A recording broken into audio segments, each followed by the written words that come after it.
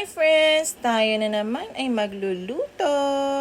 Dahil Friday ngayon ay magluluto tayo ng munggo. Ito lamang guys ay version ko kung paano magluto.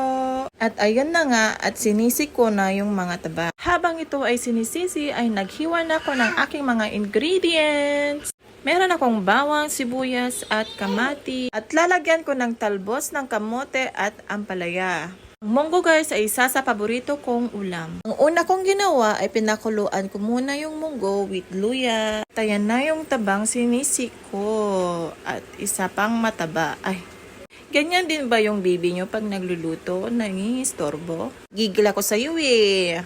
At kapag naging chicharon na yung taba, ilagay mo na yung bawang at sibuyas. Sunod mo na rin yung karne. Tapos kamatis. Lagyan mo na rin ng paminta at bagoong. Pagkatapos mong igisa, ihalo mo na sa munggong pinakuluan mo. Masarap ang gulay pag may isdang kasama. Budburan na natin ng garlic salt at saka paminta. Yan ang cornstarch para crunchy. I-taste test na natin ang munggo. Mapapasayo ka talaga sa sarap. Iprito na natin ang ating isda at ilagay ang ampalaya sa munggo.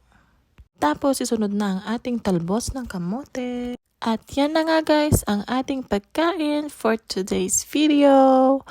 Bye! Thank you for watching. Follow for more.